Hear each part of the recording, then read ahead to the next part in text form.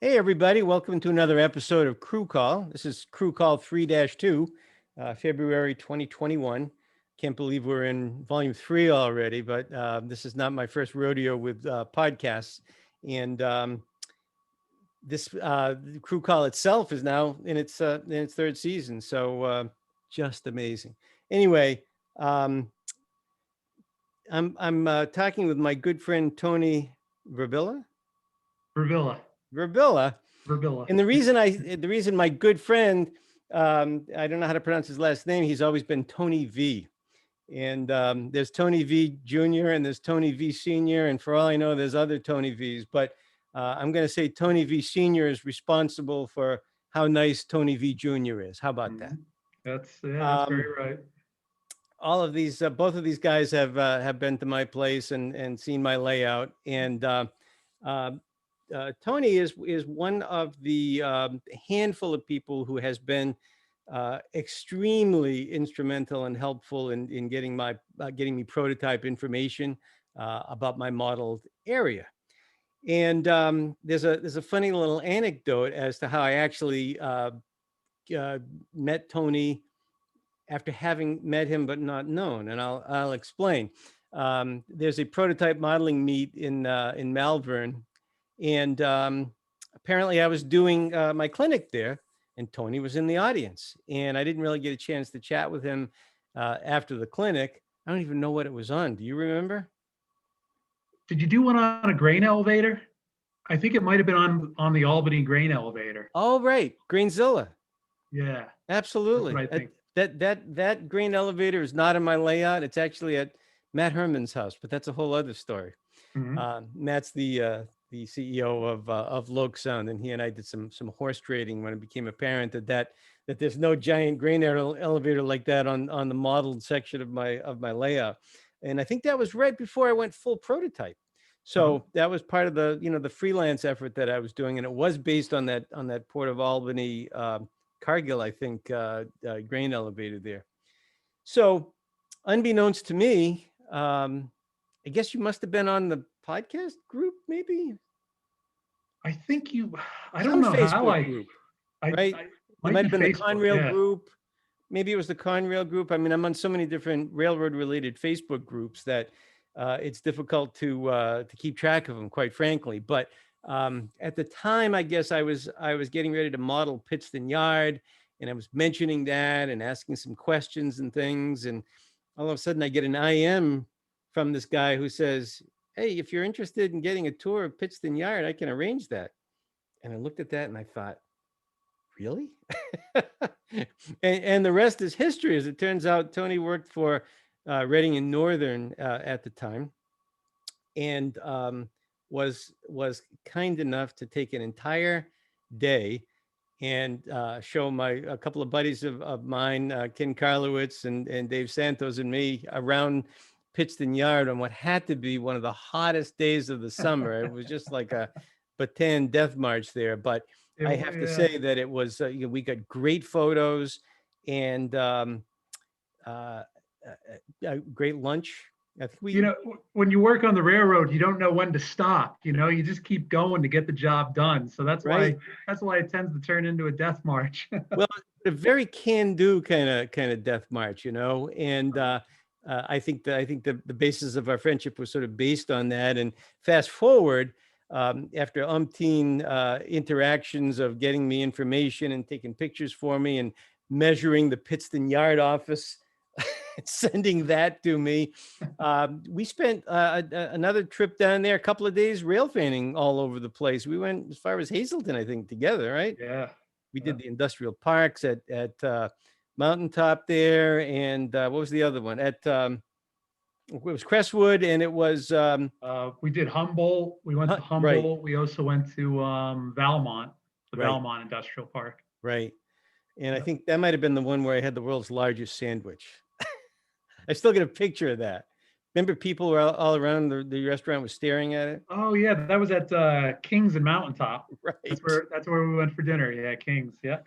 So that's a long and roundabout introduction of how I got to know Tony V. But a good guy, and I thought that I think the thing that blew me away was in spending 3 days down there all day with Tony.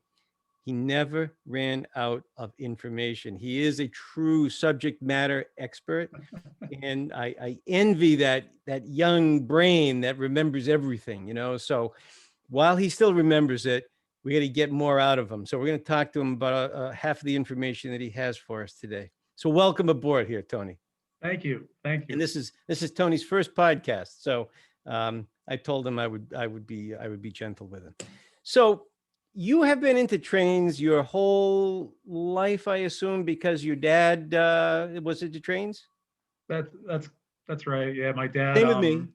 He was. My dad's a lifelong rail fan, and so I just grew up going on rail fan trips with him and a couple of his friends, and then on top of that, the model railroad in the basement.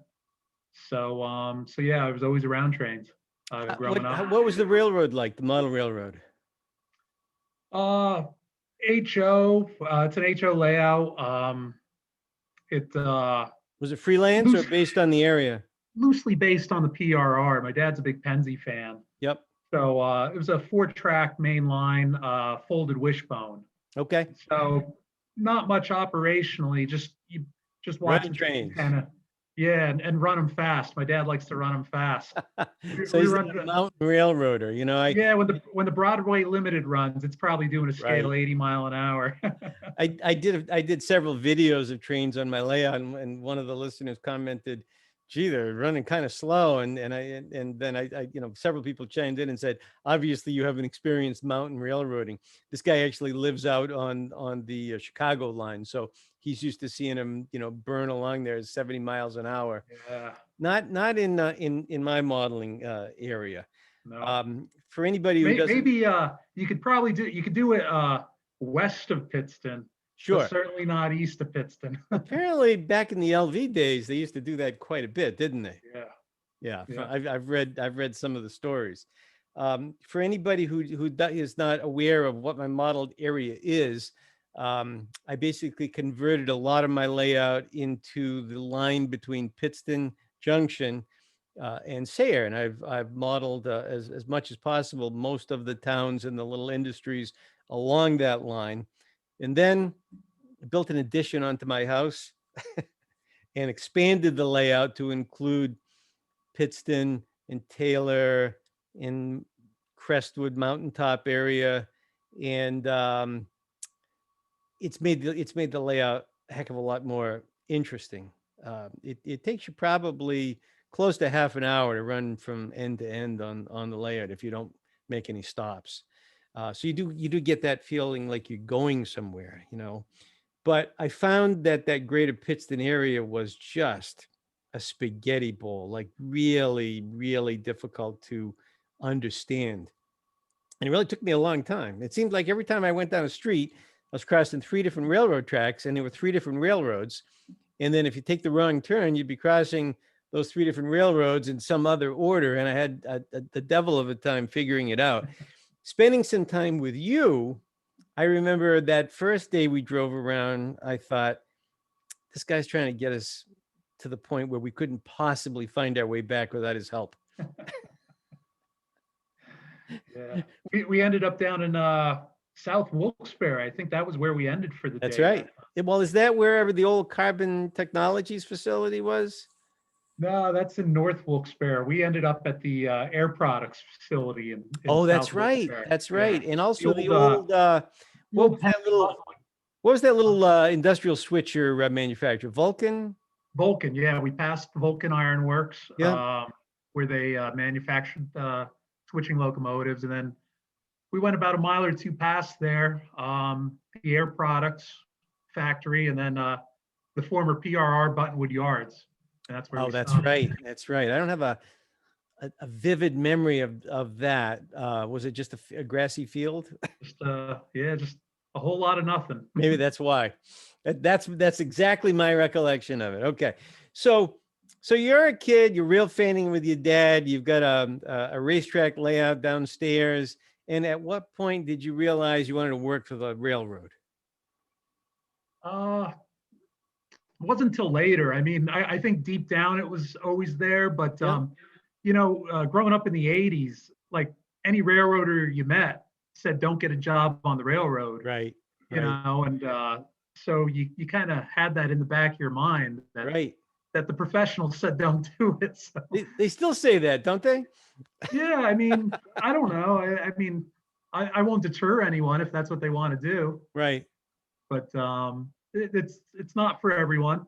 But Did you do it right out of high school? no, I went to community college for electronics engineering technology, Okay. and I got a 2-year degree on that, and then I got a job at a company that makes like electric wheelchairs in their R&D department. Okay. So I used to build a lot of the test wiring harnesses for a new model, and then I'd also run Sounds tests kind of on interesting, chairs. actually. Yeah, I mean, it was that was fun. I had a lot of freedom there to tinker. Like me and my dad are big tinkers. We just Right. like to tinker. So it was a good job in that sense that I had a lot of freedom to kind of design and do my own thing with different projects. So it sounds like that was a budding career. And then what happened? Well, the railroad, it was just it. I, I just had to do it. So the Reading and Northern wasn't really where I started in the railroad. My actual start in anything railroad related was a few years earlier in either '98 or '99 as a car host at Steamtown. Oh, okay. So that was really my first taste of any kind of actual scale railroad stuff. How long And did you do that? about 2 years. And then I got out of it because I had to go to community college, and I was still working the whole time. Right. I had part-time jobs. And then in 2001, I I was I think I went to a train show down by Reading, Pennsylvania, and I stopped in Leesport where the Reading Technical Company and Historical Society had their museum set up there. And I started talking to some of the people there, and they invited me to come down and get my hands dirty, uh, working on the equipment they have there. So so that was the next step Okay. in Was that still a getting. part-time thing though? No, that was all volunteer. Okay. Uh, that was just I'd go on weekends starting in 2001. Probably 2 to 3 weekends a month. I'd go down there, spend the weekend. They had bunks set up in an old baggage car. Oh, wow. And, I'd spend a lot of time underneath or inside locomotives, uh, uh, like really dirty, like Oh, I'll bet. getting all the gunk out of a Jeep 35's engine block, or climbing underneath to do check the brushes on the traction motors, or check the main support bearings for the traction motors. That Jeep 35 had been sitting a long time. They were trying to get it running, and a lot of things had to be gone over before it could be used in service. Do you feel like most engineers have this degree of understanding about every aspect of the locomotive, or do you think that experience gave you a much broader insight into how they work? Definitely, I say it does. I definitely think that the community college, the electronics degree, coupled with doing hands-on stuff at the Reading Historical Society on the locomotives, definitely gave me a really much more in-depth background into how locomotives work. Right. Not only working on them hands-on, but being around people who understood them. Certainly, I learned a lot there at Leesport at the Railroad Museum. It had to have come in handy sometimes when you're out on the road and you have an issue. It definitely did. Yeah. We'll get to that. So you're doing all this volunteer stuff. So how did you end up working for Reading and Northern? Or was that the next step? Well, not a lot. Maybe there might have been 6 or 7 guys from the Reading and Northern who would volunteer at the Reading Railroad Museum on a semi-regular basis. Was Ed one of them? No, Ed's a Lehigh Valley. He's a Lehigh Valley fan. He never volunteered at the Reading. I was at the thinking Reading. Steamtown for some reason because But he did some stuff there, right? he I'm not 100% sure. I know he definitely volunteered at the Moscow station, Okay, where the Steamtown trains would go. He'd, you know, we had like a little gift shop up there, so he definitely volunteered up there. got it. Yeah, but so yeah, I met a lot of guys from the Reading and Northern at the Reading Railroad Museum, and when I decided I wanted to apply to the Reading and Northern, I used several of them as references, and I got hired in March of 2004 as a conductor. Okay, so you started as a conductor, which I guess every engineer does, right? Yep. And how long did you do that? I was a conductor for a little over a year. I got promoted to engineer in March of 2005. It was just the timing was right because not long after I hired there, a handful of engineers went to Canadian Pacific up in Binghamton. Oh, So there was a crunch for engineers. So even though I was so new, I was quickly, I'd say maybe about 4 months after I started there, they asked me if I wanted to become an engineer. So so I definitely when you were a conductor, did you work all over the railroad or just this the part my I'm familiar with? my first 2 or 3 months were working out of Port Clinton and Tamaqua. That's just where they train. I was Yep. still training. I was a new conductor. So once I trained down there for about 2 or 3 months, Was that and then mostly coal trains down there? Did they have all kinds of work? no, it's a little bit of everything. Hmm. Believe it or not, I hadn't worked like an actual coal train until after I became an engineer. But no, it's just a little bit of everything down there. The different locals um, that kind of snake and go all over the place down there on the old Reading branches. That's where I trained with a handful of guys down there that were they're standard people that they put new conductors with.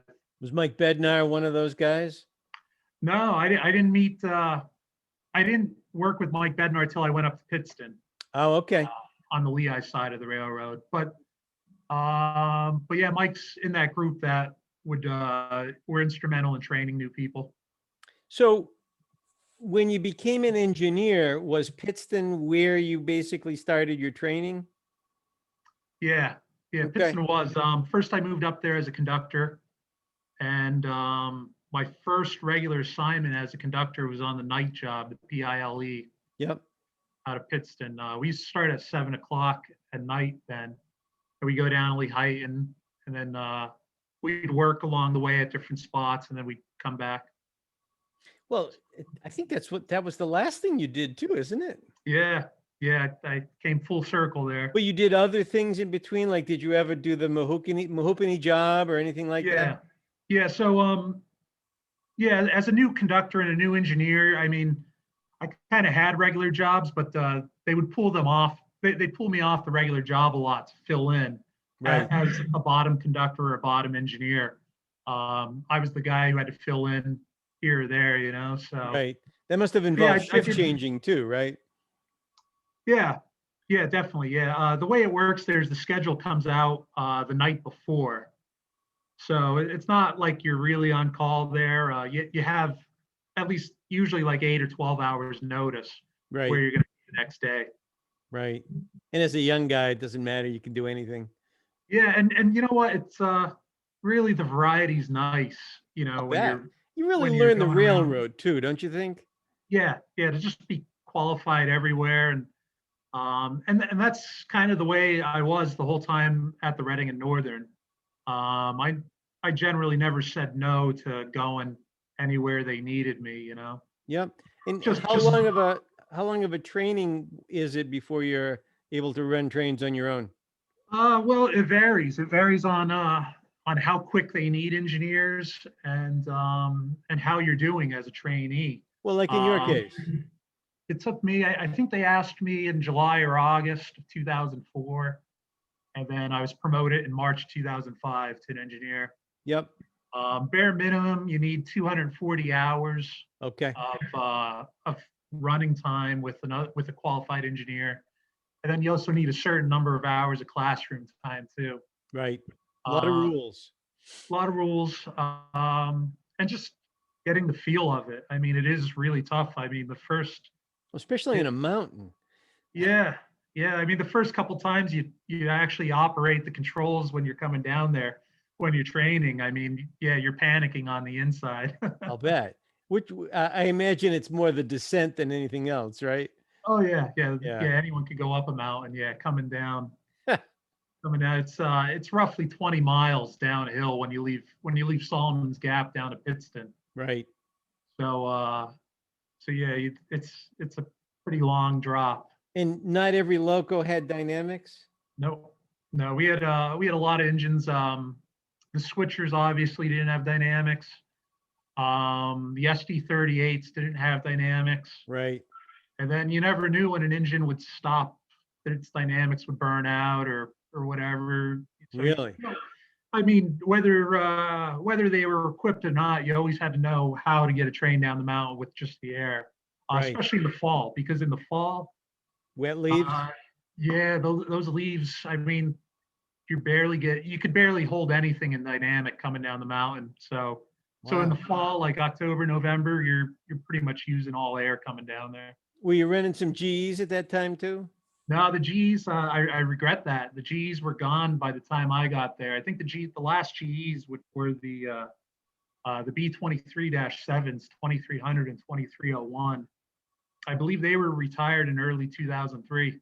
So you missed that. So it was for road power. It was just the ones you listed, some SD40s, right? Yeah, yeah. When I hired there, it was SD40-2s, SD50s, Yep. SD38s, and then a handful of switchers. And when you guys would do like, let's see, so the Ram job, for example, right? And I should point out that I got to ride the Mahoopany switcher one day, courtesy Tony V. So thank you again for that, because that was like on my personal bucket list to do something like that. Spent a whole day just riding out with the guys on a perfect October day, and I just thought, boy, you get used to this, but it's not always like that, of course, weather-wise. On a perfect day, there's nothing better, boy. But I guess I don't know if this was true when you were working it, but I guess in my era, early 80s era, the Mahoopany switcher would run up and do things at Ransom and not be involved at Mahoopany. How was it when you were doing it? When I was there, yeah, the Mahoopany job, which is officially the PIME, Pittston Mahoopany in return. Mm-hmm. They'd start out at Pittston. When I hired, it was 6 in the morning, and eventually, I think it's like 8 in the morning now. And yeah, they pretty much their cars were pretty much set up for them by the Scranton job. Would usually set the cars up, so you pretty much hooked on and went. Right. You'd That's stop. what we did. Yeah, we'd stop in Ransom at Cascade Tissue. We'd work Cascade Tissue, and then we'd continue on up to Mahoopany, and we'd take the empty that we pulled out of Cascade, take it up to Mahoopany, and then we'd go and shift the Procter and Gamble plant at Mahoopany, and then just come back. Now, were they bringing salt down at that time, like they are now? Yeah, the salt was seasonal Okay. for the most part. Yeah, And but that yeah, was NS at that time, right? it was NS at that time. Yeah, yeah, we used to interchange with NS up there, and actually, yeah, they'd sometimes they'd have power sitting over there, and that was always kind of a fun thing, because if there was no crews around, we always used to go inspect their powers, and maybe we borrowed them, maybe we didn't occasionally. Was it bit -9s probably? -9s, yeah. C39-8 would occasionally some 4 axles. Yeah. Wow. Wow. I was very surprised to see that Corman bought Lehigh. I would have thought R&M would have gobbled that right up. Yeah, I mean, it would have been a natural extension. I guess Corman was just the highest bidder. I haven't really followed along to see if there was any other companies that tried bidding on it. But Corman seems to be pretty aggressive, just from what I'm seeing. Right. They've already done some major brush cutting on the lines up there, and they're putting quite a bit of money in the motive power too. So it's hopeful. Yeah, I thought I read that they were service, putting them all in for major service, all the engines that they got from Lehigh, and consequently, some of the Corman lettered engines were doing some work on the line, right? Mhm. Yeah, interesting, interesting. So, so what was it like to be in the cab with Mike Bednar? Was he a good instructor? It was a blast. Yeah, It was a lot of fun. He's a really good instructor.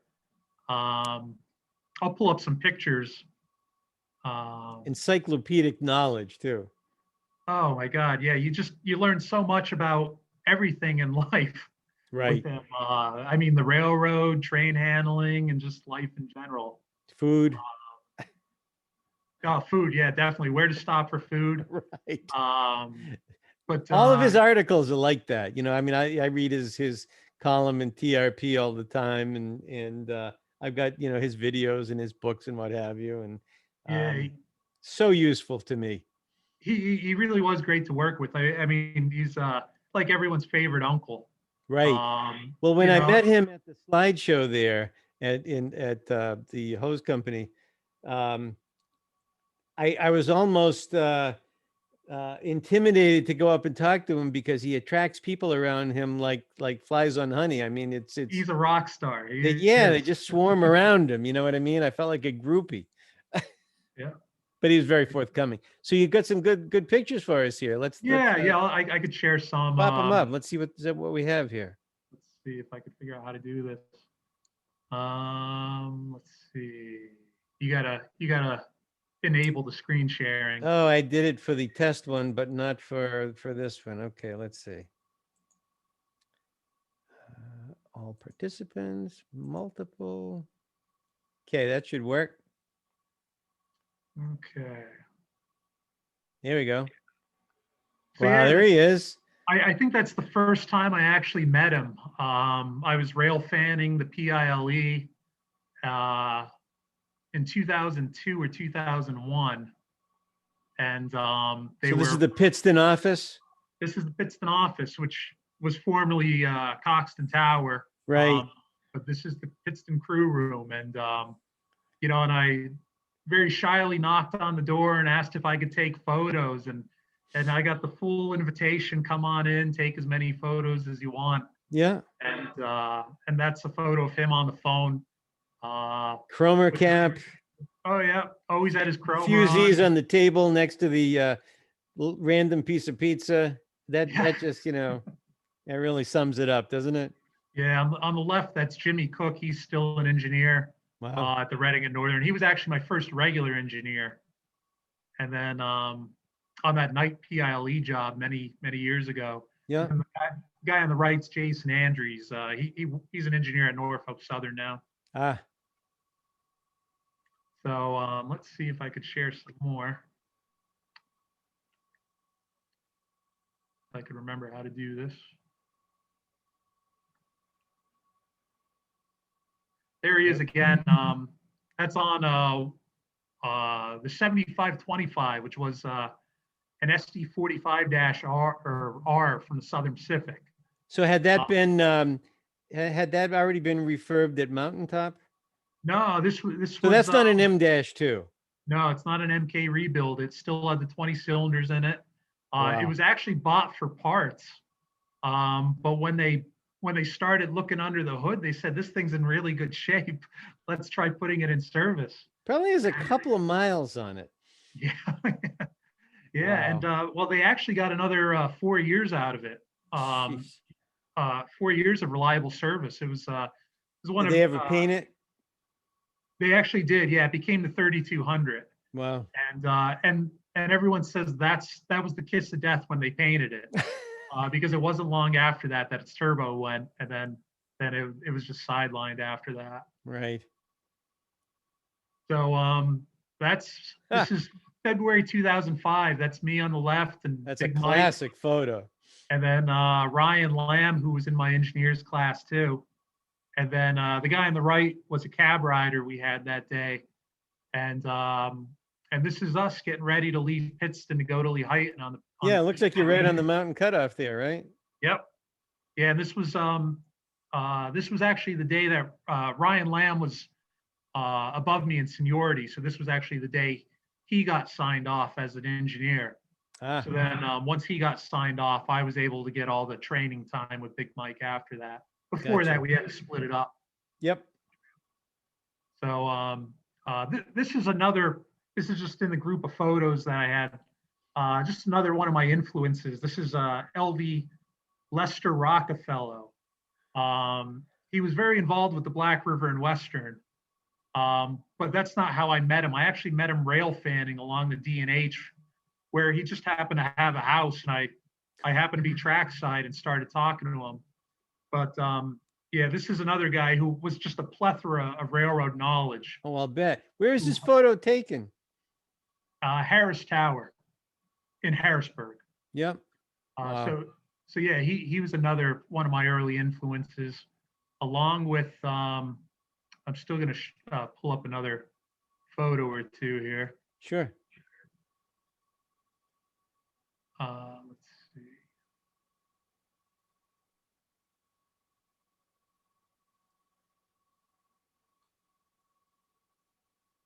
And then this is Jeff Seidel here. And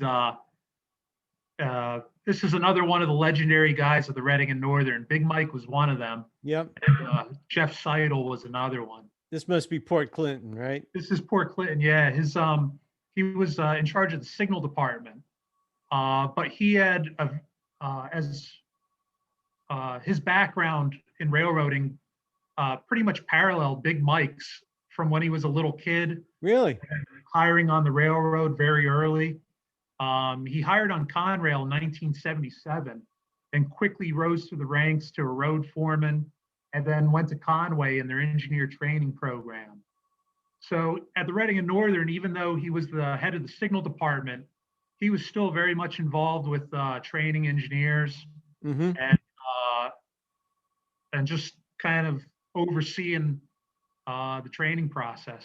Would he ever fill in occasionally in a pinch? Yeah, he did. Yeah, you'd still see him out running trains every now and then. Wow.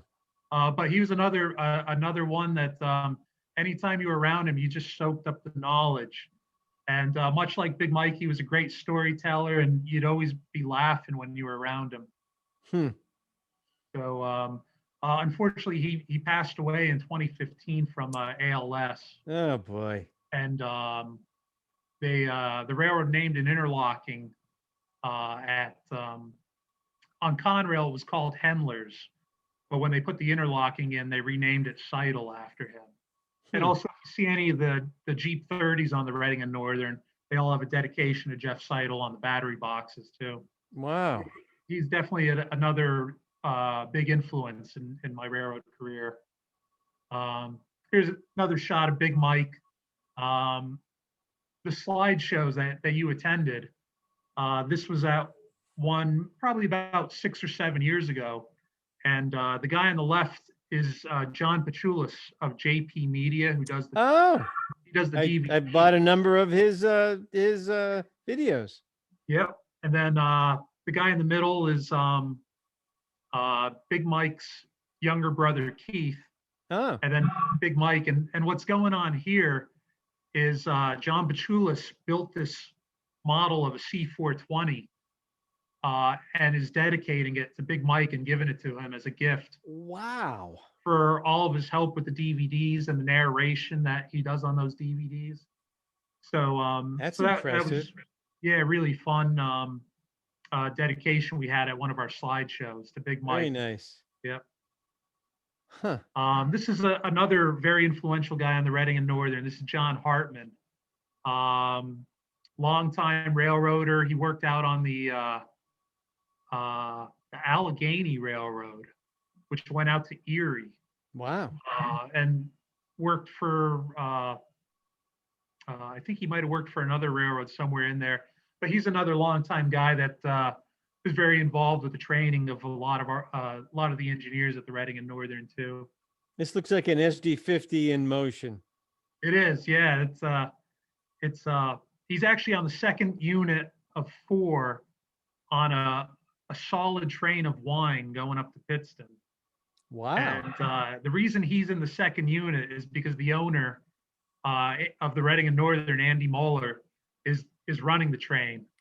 Andy Moeller, he built the Reading and Northern and had the vision to breathe life in all these rail lines that Conrail would have otherwise just abandoned. Oh, And absolutely. even after all that, he still likes to get out and run the trains every now and then. So when I was there, anytime there was a big, sometimes when a big cut of cars for Pittston came into Reading, rather than have them come up on the PILE and the NRFF, they would run a solid unit train from Reading up to Pittston. And usually when that happened, Andy Moeller would like to run that train himself. Wow. See, that's the way it ought to be. The head of a railroad ought to know how to run a train. Yeah. If all railroads were in charge of by people like that instead of hedge funds, it'd be a little different, I think. Yep. Yeah, he definitely gets out, runs the trains, and gets a feel for how the railroad's riding and how all the track work is and everything. So hands on. You got to admire that. Yep. Yeah. So those are some of the photos of the people involved in the training at the Reading and Northern. So when I was asking you questions, it's obvious that, of course, you know what you're talking about from your railroad career, but you had very, very deep and broad historical knowledge. Is that stuff that you got from these guys as well, or did you already bring some of that with you when you started there? I brought some of that with me. From being hands-on at the museum, and working around guys there who knew what was going on. So the hands-on aspect, I learned a little bit about locomotives there. But also, I hated reading in school. When I was in school, I hated reading. But when I left school, I really started loving to read. So maybe it was what they were having you read. It could be, yeah. So the one thing I remember is I read Modern Freight Train Handling before I actually hired at the Reading and Northern. Okay. So just having that background from reading that book before I even hired out the railroad, it kind of set me up for a good base knowledge for when I actually started training to be an engineer. How did you even know about it? I don't remember. I think I saw it on a table at a train show, I think. But another thing too with Jeff Seidel, Jeff Seidel was one of the guys who used to come to the Reading Railroad Museum. And like I say, he knew just so much information. It would just blow your mind about everything: railroad signals, locomotives, train handling. So being a young kid wanting to know about railroads, I would ask him a lot of questions, and you could kind of tell he was getting agitated because I didn't have the base knowledge to understand his answers. Right. And that it kind of clicked that, I should start reading books on this stuff. Sure. And that way I could also ask the questions more intelligently and understand what he was giving back to me. Well, so you can imagine my dilemma when I first started asking you questions. You could kind of tell I didn't know one end from the other. Well, I mean, that's different. That's rail fanning. I mean, I guess. Yeah. But I mean, I'm trying to recreate that whole environment there. Obviously not the whole environment, but you know what I mean? I was modeling that area. When you're trying to understand how a load regulator works on a GP7, I mean, you kind of have to have some of the base background terminology involved there. Right. No, it is a level thing. I had the pleasure of running a locomotive one time out in Portola, California. They had this program where you could, by the hour, run an engine. Mm-hmm. And they had a nice little run that you could do and make a move at the end and then come back, and it was this high hood Fairbanks Morse switcher. Wow, in-cab switcher. So everything about this was new and intimidating to me, but I was kind of stoked. When I went to this museum, I had tried to book an appointment to do just that on my trip. But you know how it is on a trip. You have like a certain amount of time when you're in one spot, and then then you keep moving, I never really was able to to lock in the appointment. I think they were booked way ahead too, probably. So I went to the place anyway. They had equipment all over the place, and the guy said, "You can go anywhere you want out there. You can climb on equipment. You can go in the cabs. Don't get hurt." Mhm. I said, "Really?" He said, "Yep." So I mean, I was having a ball, and I was out there for about 15 minutes, and I was in the cab of I think a U-25B, and I see this guy come, the same guy comes, trudging purposefully the path, and he's going like this, and I'm thinking, oh boy, I misunderstood. I'm in trouble. And when he got closer to me, I leaned my head out the window, the window of the cab. I said, "Is there a problem?" And he said, "I'm not going to disappoint you. There was somebody that was supposed to be here at a certain amount of time. It's been 15 minutes and he's not here. So if you want to run an engine, you can do it if you come right now." I said, "Okay." So we climb into the thing, and he takes 10 minutes and explains the whole thing to me. And he says, "Okay, hop on." And I said, "You're going to be here, right?" Because I didn't memorize everything he just told me. And he says, "Yes, just get in the seat." And he talked me through it. And I mean, it's not terribly complicated if you're just running an engine. But it was the first time I had driven something that you didn't have to steer, which was interesting. Uh-huh. And I was astonished that on an end cab switcher like that, looking down the high hood, I had perfect visibility. You almost couldn't see the hood. I didn't expect that. I was thinking, how do they see out of these things? But it was really no problem. So that's the only experience I've ever had running a locomotive. But as you know, it's what's behind it that kind of separates an engineer from just somebody, running something, right? Yeah.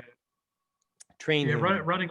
Running light engine or a set of power, isn't that hard. But yeah, when you're actually have a train hooked up to you, yeah, it gets real fast.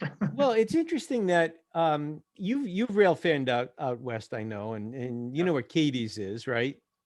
Yeah, love it out there. Out on Yep. the Transcon. I mean, it's stupendous out there. And I was out there once with my son. He must have been about 12 or 13, and the Santa Fe engineer on the Barstow local called us over, and I thought, oh boy. And he says, "Hey, you want to come up in the cab?" And we said, "Sure." So we go up in the cab. We start talking to the guy. Nice guy. He had seniority, so he was able to do this. I guess it's a pretty nice gig doing the Barstow local, because you go out and back. You know where you're going to be. It's like a predictable job. You're not staying in your home every night, kind of deal. And I think he had 4-9s on the local. Local power. And then the radio crackled, and he said, "Hang on a sec, I got to make a move." And he throttled up these -9s, and he's backing the train up, and you could just feel the massive weight of the train, which is nothing to you because you've done it before. But I just looked at my son, he looked at me, and we both said, "Wow." Yeah. One of my regrets was not taking you up on the night job ride over the mountain. That was probably in retrospect, a real missed opportunity, because I'll bet that would have been great. Although it would have been better during the day. Yeah, I mean, I'll see. Maybe someday I can still hook you up. I'll have to talk to some people though. I'm not getting any younger, so Yeah, yeah. No, you should. It really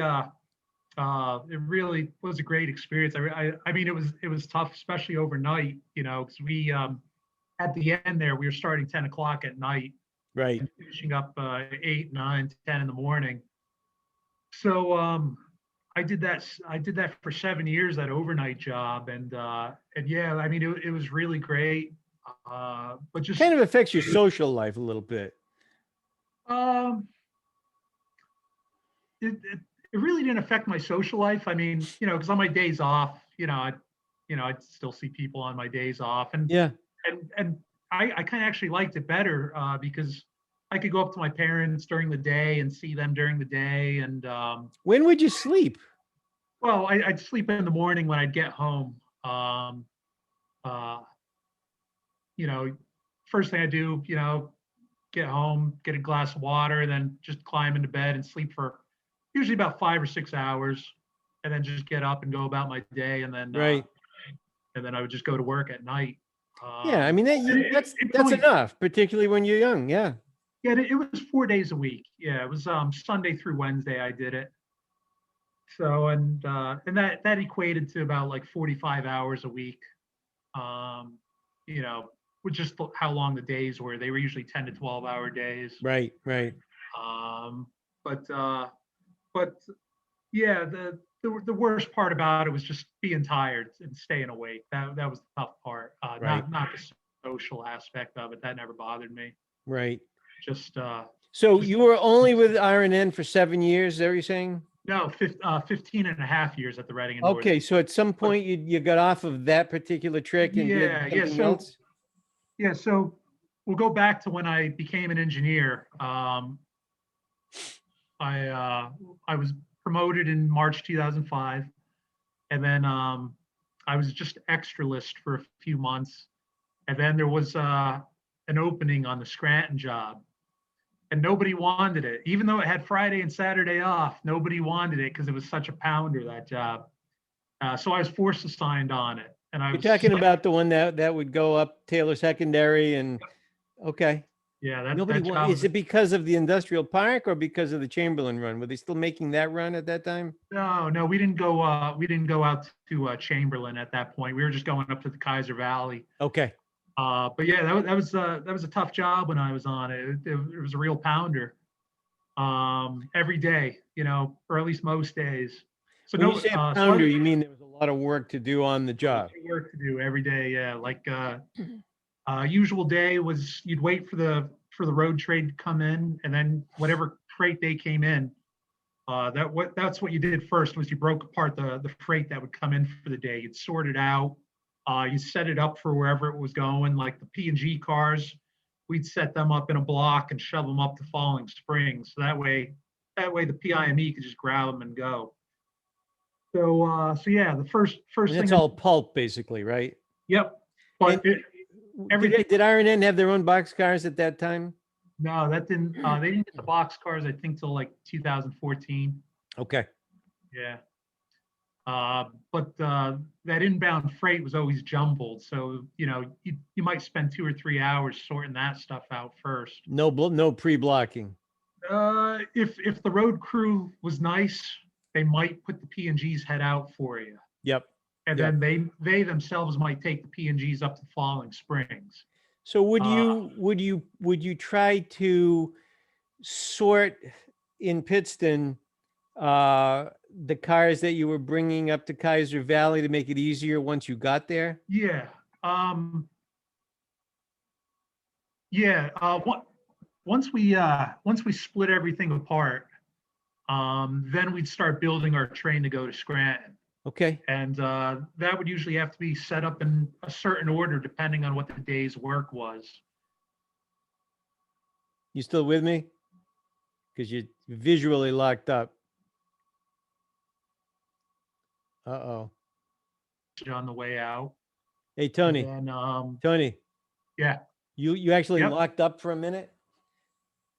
So you're back. Oh, So I'm going to want you to just verbally go back a little Okay. bit.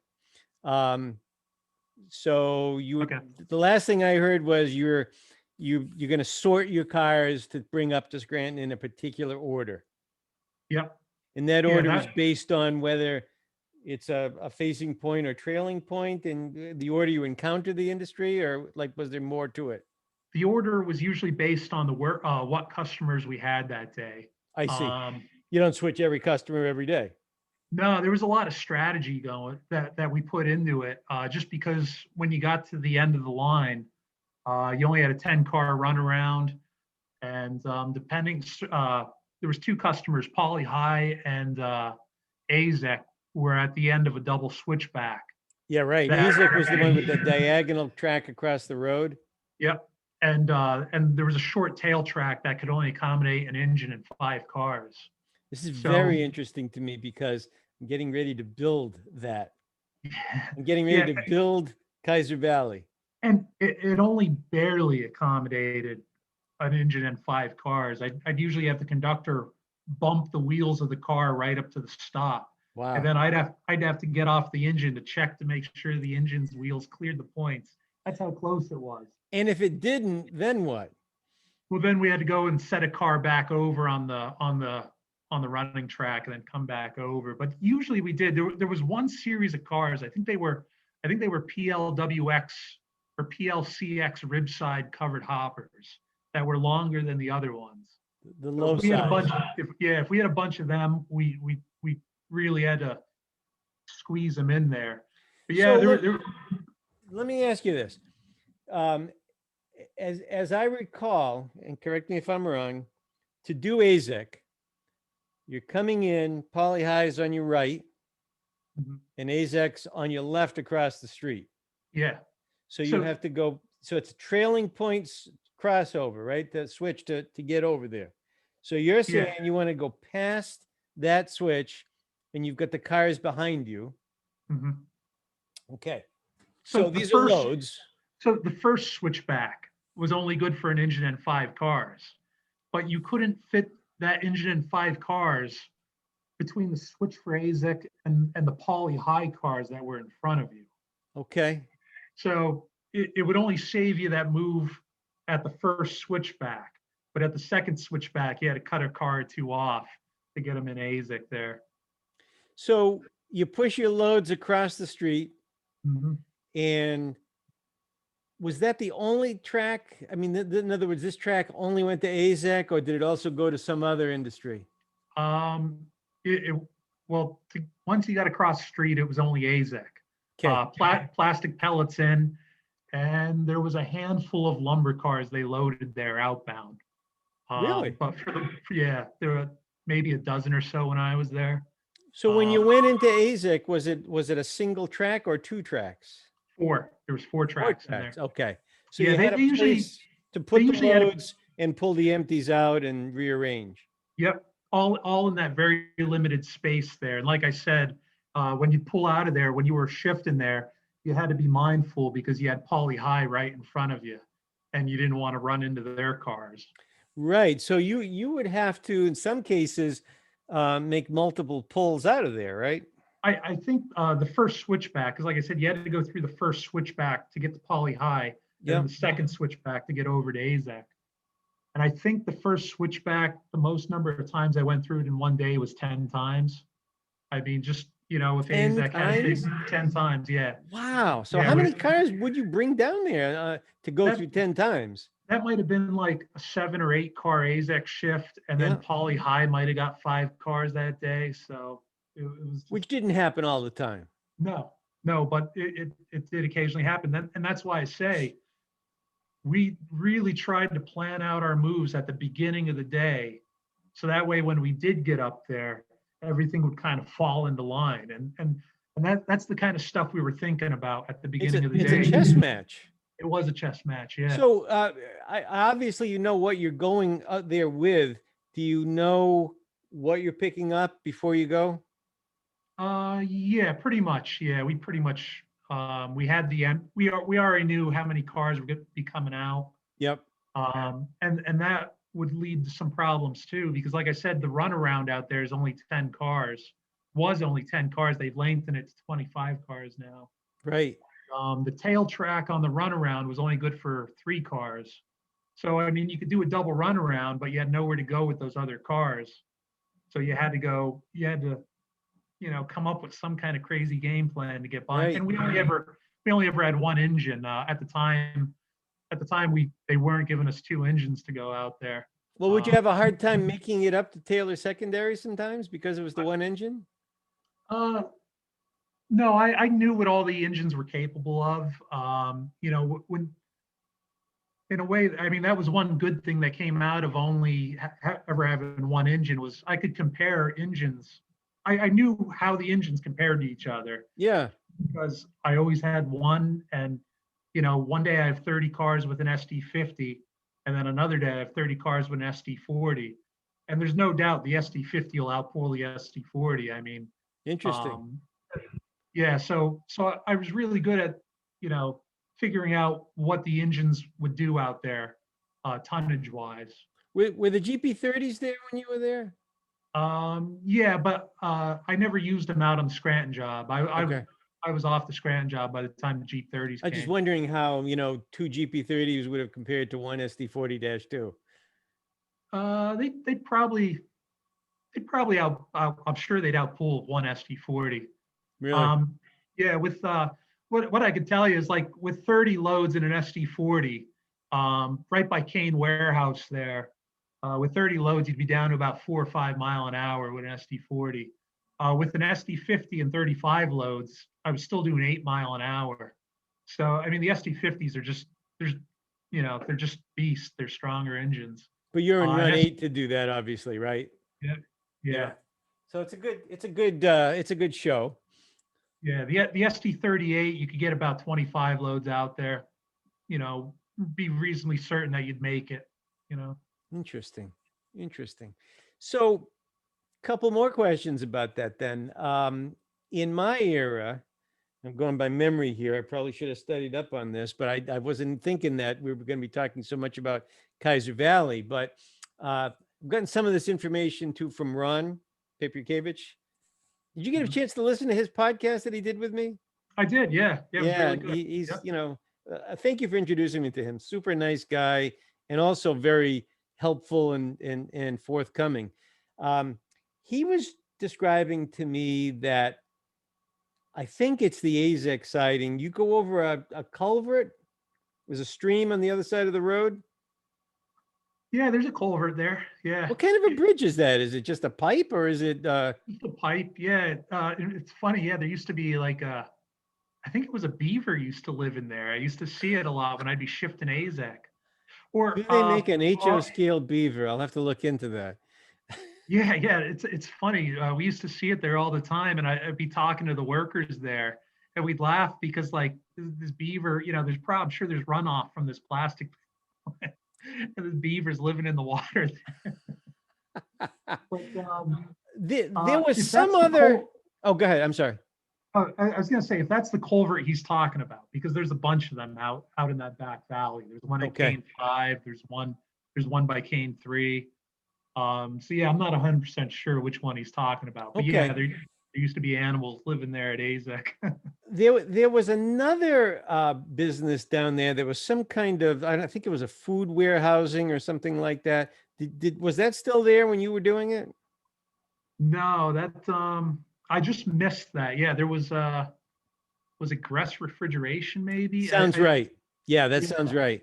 Yeah, they used to get reefers in there. Yeah. Right. I remember seeing them on the PILE when they were handling them, but yeah. So they went all truck, or maybe they went out of business? Truck. Okay. I think they went truck. Yep. And then Ron was telling me that back in my era that there was a coal loadout that was accessed from Kaiser Valley. Yep. You know anything about that? Yeah, the track was still in when I was working out in the back valley.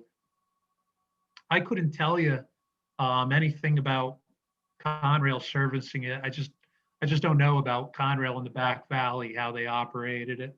Right, but I guess that was there. I guess the coal trucks wouldn't have gone through the industrial park roads per se. They would have come in some other way. Do you know anything? Yeah, they would have came in. They would have came in from the Scranton side of the tracks. Exactly. You don't have any pictures of the loadout by any chance? Nah. I mean, it's long gone, I imagine, right? Yeah, it's yeah, all those things that you think you should have taken photos of. Yeah, that's one of them. Right, yeah. Right. He kind of described it to me. It wasn't anything fancy though. It was just like ties stacked up and filled in with shale and coal. That's all it was. And would the trucks, do you think, have just backed up and dumped into the cars? I've also seen pictures of it where they have a loader there. The trucks dump it in a pile and then the loader loads the cars. Yeah, I mean, it could have gone either way. I mean, I think there's examples of both in the coal region, but yeah, I just couldn't tell you. Yep. Okay. And before I forget, I have one other not related question, but pretty specific. Did you see the pictures of my sand tower and sand house that I'm constructing for Pittston? Yeah, it's beautiful. Yeah. I'm really happy with the way the sand tower came out. And the sand bin, I think, looks about right to me. And I need to build the roof. Now, the pictures that I have are sort of, iffy. They were good enough that I could see how the bin was and get the relationships and all of that, the proportions right. But I'm not really certain how that bin got loaded. If I look at that bin a certain way, it looks like there are roof hatches, and yet how would it have gotten from a covered hopper into the roof of that? You know what I mean? So I'm assuming that the covered hopper with sand, must have dumped into a little pit there. Well, Or was it pneumatic somehow? It when, couldn't have been with sand. when you look at photos, a lot, I mean, I'm not 100% sure on this, but when you look at photos of that service facility, at least in the later Conrail days, there's always an ex-Penzi boxcar there. Yes. And I think they The might next have, 58, isn't it? yeah, there's usually one spotted right by the sand tower there. And I think they might have used like vacuum lines or something to pull it out of the boxcar. I'm not 100% sure. I don't I don't know. I've never seen a photo of a covered hopper next to it. So that's why I kind of think they might have brought it in those boxcars. Like in Um, bags? maybe, I don't know. I just Well, I don't mean, know. maybe in Conrail days, right? But that certainly couldn't have been what Lehigh Valley was doing. Yeah, I mean, I don't know. I know like the sand tower itself, to get the sand up to the top of the sand tower, I think that's all done with vacuums. Well, sure, you've So got I the mean, little cement block building there. I assume the um, the compressors and everything are in that little cement block building. yeah, I believe so. Yeah, the cement block was, well, that was the oil pump. I mean, there was oil pumps in there. I'm not sure if the compressor was Well, in there's there two too. For different sand. two different cement block buildings. So the big one is the fuel related one. But I'm talking about the Yeah, really small one right next to the sand bunker. yeah, I was never inside that, but I would assume that that probably had an air compressor in it for the So you sand never saw bunker. anything resembling a pit or anything in the rails there next to the sand thing. No, So I no. still don't have a good sense of how they get sand into a sand bunker. Okay. Yeah, that's a really good question. Yeah, I mean, Well, I've never you've got some pondered good that. pictures there of this area. Well, you want to pop them up and we can show people, what we're Yeah, jawboning about here. yeah. I'll A lot of my good pictures came from you, so yeah. Let's see if I could.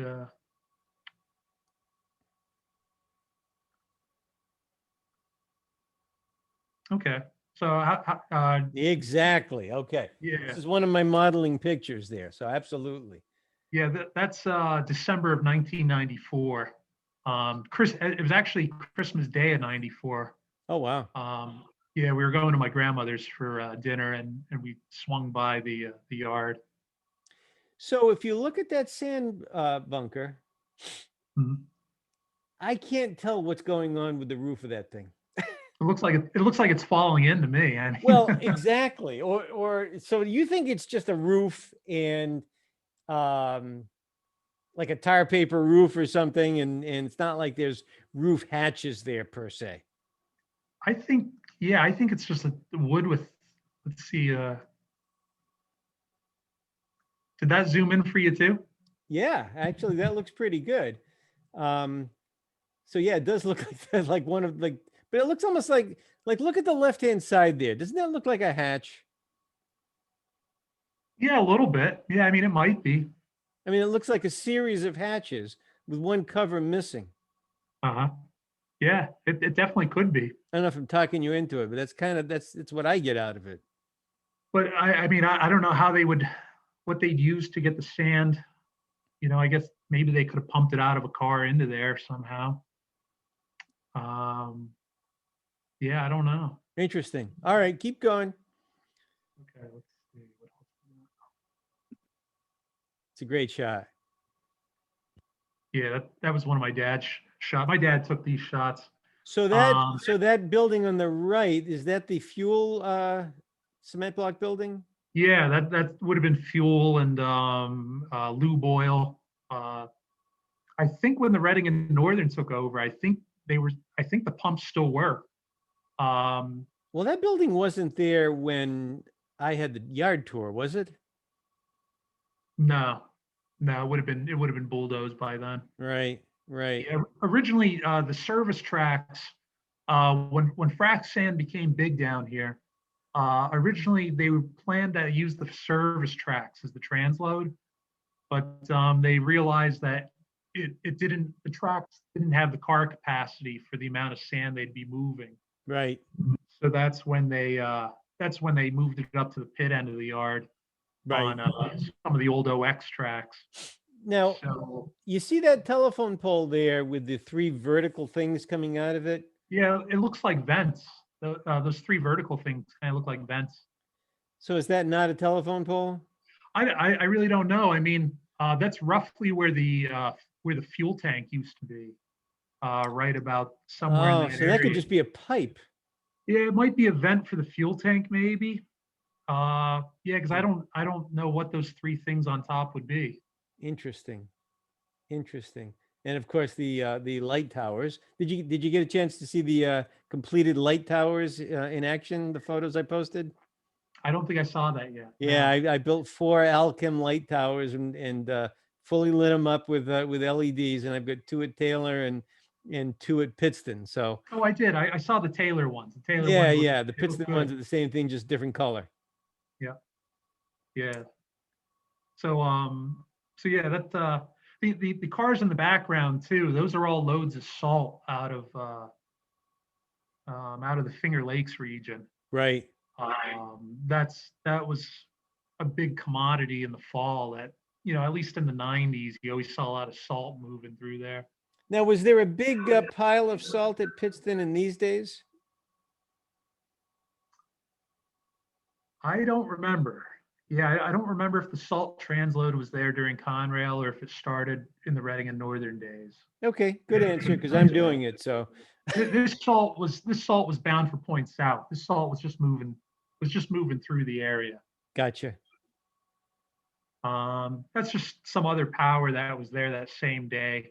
It seemed like around the holidays, power tended to congregate Yep. at Pittston there.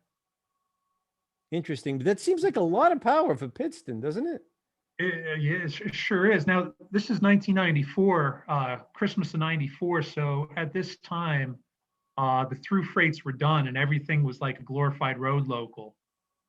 So these trains probably all terminated. So there was in no CGAL even at that time? No, at this time it was, I forget what the numbers were. PJ20 or something like that, right? PJ40 was the eastbound out of Pittston, and then I think it was AL41 coming west out of Allentown. Yep. And then it might have been PJ44 going west to Corning, and CG something coming east to Pittston. Yep. So all of this power probably just terminated here on those road locals. Wow. But there's a pretty good variety of power here. In early in '95, from what I understand, early in '95, that's when Conrail kind of started assigning a lot of the power, like local power, on a regional basis. So after the spring of '95, for the most part, most of what we saw in Pittston was like 6900 series SD40-2Es, and then like 7880 series Jeep 38s Yep. that were kind of assigned regionally to the area. I see a lot of pictures with C30-7As on them too. Yeah, in the 80s and in the early 90s, yeah. Yeah, they were pretty common. The way Big Mike said, because I was asking him about that, he said that those C30s kind of tended to make a circle. Pittston, out to Buffalo, over to Albany, down to Allentown, and then up to Pittston again. Well, it's I said- interesting that on the Boston line, we saw C30-7 so frequently we were sick of them. That's all we saw. I mean, we saw sets of 4 of them just all the time. Yeah. And of course, we miss them now. You know what I mean? But boy, that's all we saw, and we were just bored with them. Yeah, and it was a pretty good mix of everything in Pittston. At I least can't believe there's this big Dash 840C here in Pittston Yard. That's quite a power set there. Yeah, yeah. The 6049 was it wrecked out in Ohio? I think it was involved in. I think it was '97 or '98. Effingham? Might have been. I know it was like a mail train rear-ended another train, 50 mile an hour, and that was one of the units. So, Wow. Obviously not the lead unit. well, this was before it happened. Regarding Pittston, I've some more shots if you want to see them. Let's take a look at it because I'm modeling Pittston. I'm posting pictures of stuff I'm modeling in and around that area, and I've posted very little of the prototype shots yet. And anything that you know about it, I think would be interesting. Yeah. So Here's one of my modeling shots. yeah. I don't know if we could see that roof of that sand house any better here. That's kind of tough to tell. Yep. But this is Labor Day '94, and this was one of the days me and my dad rode the PJ-10. My mom's cousin was Davey Hergen, who started on the Lehigh Valley in I think '68, and retired from NS in the I think early 2000s. But he was the conductor on PJ-10 this day, and he invited us to come ride along. So that was our power that day. Was the 3202 and the 7705. And this was in the morning there when we were getting the power together. The engineer was a Lackawanna engineer originally. The conductor was my mom's cousin Dave Hergen, who was Lehigh Valley, and the brake was C&J. So it was kind of interesting hearing the banter between them. Even this long after Conrail was formed, there was still little jabs at each other over their former employers. It would never end. No. Let me ask you a question. What color is that sand tower? I consider it flat black with like rust on it, with that dark rust here and there. Like the previous photo you showed, I thought it was flat black. I look at this photo and I think, oh my God, is it gray? Is it silver? Yeah. Like what is it? It's that kind of shiny, the way black kind of gets a little sheen to it. Yeah. Sometimes and then like surface rust, that dark surface rust. Yep. Any idea what the blue sign says on the big building? Let's see if we can zoom in. Nope. We'll never see that. We'll never see that. But it does give you a good look at the light, these light fixtures that used to be there. Huh. And then the pipeline there too that came out from the pump house. So what would the little platform be for, Tony? That would be for just servicing units. Like I said, on like F units, the sanders are high up on the side of the car body. So you couldn't put sand in an F unit standing on the ground. You'd have to be standing on a platform like that. I see. So you think that's just a relic of LV days? Yeah, because it was definitely there. It was definitely there at least in the late '50s. I know, just from seeing photos. That little platform. Huh. And there was one on each side of the tracks too. Right. So you never saw anybody actually using it for anything? No, I never saw them servicing power there. I mean, I know when Reading and Northern took over, I know they were able to add water and add oil to engines there. Yep. But Reading and Northern stopped using this facility very quickly. So Reading and Northern would call a fuel truck or something? Is that how they normally did it?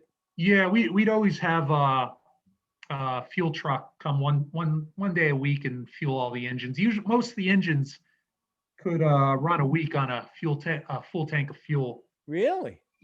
Yeah, the ones that couldn't were the pups, the SW8s. Right. For a while there, on the weekend, I think it was Fridays, actually it was the whole week we were using them in Pittston. There was kind of a power shortage and we didn't have enough 6-axles to go around. So there was SW8s stationed at Pittston every now and then. And one of them usually wouldn't make it the full week before it ran out of fuel. And I know that because I ran out of fuel in them a few times out in Scranton. Well, what is it, like 1,500 gallons maybe? I don't know. They just have a sight glass on them. They don't have a gauge. And, when I was a young engineer, I wasn't always very thorough in checking the sight glasses. I mean, you just never, they fueled the engine so regularly. You never, I don't know, I Right. never thought that we'd run out of fuel. But Tony, my first car was like that. It didn't have a gauge either. Oh, So I would just look in the pipe with a flashlight. And if I could see gasoline, I figure I'm good. yeah. That got Yeah, old, well, by the way. yeah. Thankfully, I never had to look inside the fuel tank on them, but yeah. So outside of the switchers, everything could make it a full week. Gotcha. And as far as adding lube oil for water, we did that ourselves. We had a hose hookup at the Coxon Tower where the office was moved to. And then when it came to lube oil, we had 5-gallon buckets that we could add ourselves of lube oil. And then the only thing we didn't have was sand, which most of the year an engine, you could make it for its full 92 days at Pittston with just the sand it came up with. When you couldn't was in the fall. You'd burn through that sand pretty quick in the fall. And then that's when you really had issues getting out to Scranton there with no sand in the engine in the fall. That's a pretty steep grade. It goes up in steps to Scranton, but the steps are, when you're holding on to 20 or 25 loads, it'll really drag you down going up there. Well, I think you were telling me that during my era, they would sometimes use the mountain pushers to assist the local up the hill. Yeah, and I heard that from Jimmy Kilcolin, who was the Taylor yard master. Yep. And yeah, he told me that himself, that that sometimes the Kaiser Valley jobs tonnage would be that much that they would need that helper to get out there. I've actually replicated that grade pretty faithfully, and I've had the same problem. Mm-hmm. So I think that's realistic operations. That's well, good. I think that's a good thing. I'm going to fool around with some. I'm going to try consisting a helper with the main units and see if I can get it up the hill without string lining something. It's funny. It's just kind of it brought back a little memory. When you're going through the town of Old Forge up there, you'd be in run 8 crawling up. That's where one of the grades is, crawling up the grade at about 6 or 7 miles an hour. And, like where the old EL station is, that area? Yeah, right around there. Yeah. We'd be crawling up there wide open. And there was a guy there who lived there who had farm animals. He had a donkey, he had chickens, he had a horse, and the donkey would just go nuts when we'd go by there. I mean, the donkey would be carrying. And then, unbelievable. And then, everyone loves, seeing a donkey or a horse or whatever. So I started bringing in treats for it and snacks, and I started throwing donuts to the donkey. Maybe that's why he went nuts. So the guy who owned them, his son-in-law was in the track department, and then we started noticing that the donkey was gone. And I'm like, where'd the donkey go? The chickens were still there, but the donkeys were gone. And I asked the guy's son-in-law what happened to the donkey, and he said the donkey died. That he told me the donkey was diabetic. So I don't know if I had a hand in killing that donkey. I was just gonna say that, but I thought, no, that can't be the. Oh my God. No, that's what he told me, and I never pushed the subject. Oh boy. All right, what else you got here, Tony? All right, let's look through some more of these photos. That's just a close-up of, you get a better look at the platform there. And just that cinder block sand house in the back. I don't know if I have this particular shot. You might need to send me that one, please. I could do that. Yep. Wow. Yeah, this was actually in 1994. I was 12 years old, and this is where I learned how to MU power, right here at 12 years old. Jeez. The power wasn't MU, so they had to put them together, and the brakeman showed me how to hook up MU hoses and turn the air in between them. So is this just a regular GP40 or is this a -2? No, this is a regular one. Okay. Yeah. So there's a M-2. Yeah, this one came out of Hornell. That's my mom. Hornell, not Mountaintop? No, and I know that for a fact because wow. You'd have to dig through magazines, but I've seen photos of this train coming through Sayre with this set of power and everything. So I do know that this came down from Hornell. So is it on its way to Allentown or something? Yep. Huh. Yeah. So this was how the day started. This was the road train that came down from Corning.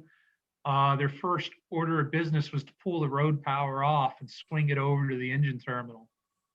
That's Davey Hergen, the conductor, on the hind steps there.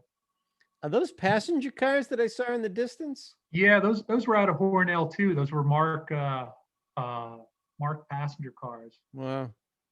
So yeah, we pulled the road power off and swung the road power into the engine terminal. It's a switchback to kind of get over into that engine terminal. Right. This was a shot I took. Those other ones were the shots my dad took. This one's a little blurrier. I only had a point and shoot. Yep. But there's the road power, the 6584, the 6203, and then that SP unit out of Hornell. What's with the CSX unit? Well, I'm not sure. I think that just came up on one of the road freights. But they did use that on the local because I don't know. Did I send you the paperwork from this day? I have the cruise paperwork. And in the cruise paperwork, it says that engine is shopped because they bent the steps up at Technoglass on it. That rings a bell, actually. Yeah, so that engine was used to go up to Technoglass a day or two before. And then the crew ruined the steps on it.